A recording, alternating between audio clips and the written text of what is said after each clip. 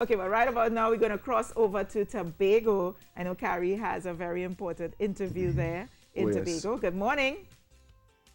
Good morning, Trinidad and Tobago. Hey, good morning. So this morning I'm speaking with Rodney Pigott, president of the Tobago Writers Guild, and I should also be speaking with Dr. Rita Pemberton, who is the featured lecturer, because we are speaking about the Tobago Writers Guild lecture series.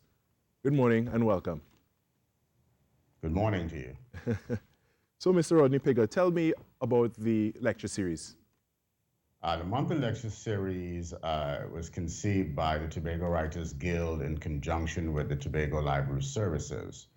It's a social tool that we've put in place to inform, enlighten our society, to help us to grow.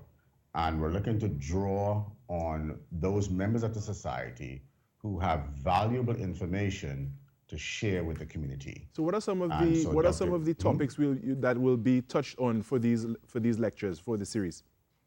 Well, let's speak of what has already been in place, because we started in January. So in January we had Dr. Hollis Chalkdust Liverpool, right, who came to Mason Hall here and spoke on the Calypso art form, More Than a Metaphor. That was a very informative lecture. Yeah, and he's such he has such a wealth of knowledge. Sorry to cut you off, but continue. Yes, walk-in library.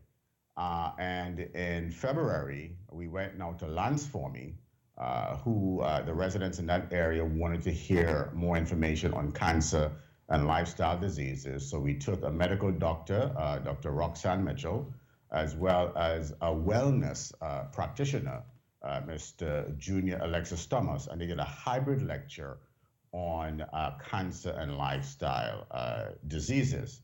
And that was a very informative and interactive lecture. Certainly. In which the outcome of that is precisely what we're looking for with these lectures, is to now stimulate the community to proactively do more of these things for themselves. So the Lance Forming area is now meeting regularly and looking forward to putting in place its own perhaps monthly or quarterly lecture series for the residents in that area. And here we are now in March. This is our first lecture that is coming to Tongue, which is apropos because the title of this lecture is How the Coquerico Come to Tongue. And Dr. Rita Pemberton was suggested to us by our elders, Reginald Dumas and Dr. Eastland McKenzie, as the person most suitable to bring that lecture to our community. Oh, that is excellent news, and definitely a lot to look forward to for this lecture in particular, and of course for the ones that are in the future. Mm-hmm. And we are chatting this morning also with Dr. Rita Pemberton. Right, and let me state also that the lecture is today. It will be at 5:30 p.m. at the Scarborough Library, the Ann Mitchell Gift Auditorium, and that's at 5:30 p.m. And it's free. Did I say free? Yes, it's free, and all of the lectures will be free to the community. That is really excellent, and I would like to chat with Dr. Rita Pemberton a little bit. Good morning. Good morning. So, how the Coquerico came to town. Tell us a little bit about it.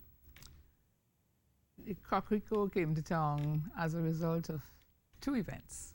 One, that there was a law. Right. It was independence, and they needed symbols, and the Coquerico was one of the national birds. So it acquired protected status. And then the hurricane came in 1963. The habitat was destroyed. So the birds migrated. That's as simple as that. But the migration has caused problems because the birds have to feed themselves. Right. And in migrating, the most convenient places turn out to other people's gardens. So the farmers are complaining. It's a national bird. It enjoys protected status. And right now, there's a big question mark. What is going to happen? So it really, yeah. Right, it touches on the interface between human action and the natural environment. That's right. I've heard a number of Trinidadians who visit Tobago and Tobagonians as well who live there comment on it being a bit of a nuisance. Well, that's a nice word. It's a pest. It is considered a pest. You know, to those whose gardens are eaten, Right. it is pesty. Yeah. In fact, in one of the documents produced by Cabinet, it is listed with the pests. Snakes, rats, Really? what have you. And so the question is, how do you treat with a national entity? Yes, because it's protected under. It is protected, law. and people have to secure their livelihoods. Right. And the coquelicot has moved from its natural environment, which is treetop, into leeward Tobago, which is not known to be heavily forested. Right. But because of development, the housing, people, the big housing areas, people plant orchards and so on. So it has real easy access to food. So it's very interesting that, you know, well, because of human action, as you said, we have encroached on their habitat. And now, as a result, they are basically invading people's property. No, humans have not really encroached. They were the hunters. Right. But the hurricane destroyed the habitat. The hurricane. So they now have encroached on what the humans thought was their preserve. Well, we don't want to give everything away because you do have that lecture that you have to do Right. in the very near future. But Rodney Pigott, tell me about the turnout that has come out of the lecture series thus far and what you expect moving forward. The turnout has been as expected, Carrie. Of course, it's lectures, not fetal lines. So your attraction is now going to be slow moving as people get oriented towards this new social tool that is being implemented in the community. But it has been, I would say, for what we expected, Right. we have gotten a greater response than what we actually expected in the beginning.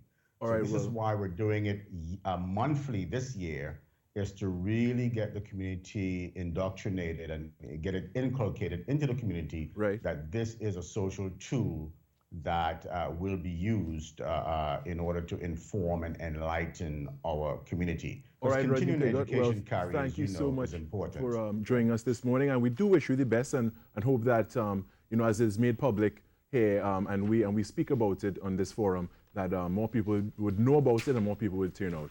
We definitely wish you the best. Rodney Pigott, President of the Tobago Writers Guild. And with me as well, Dr. Rita Pemberton, who is the featured speaker for that lecture, How the Coquelicot Came to Town. Thank you. All right, have a great morning.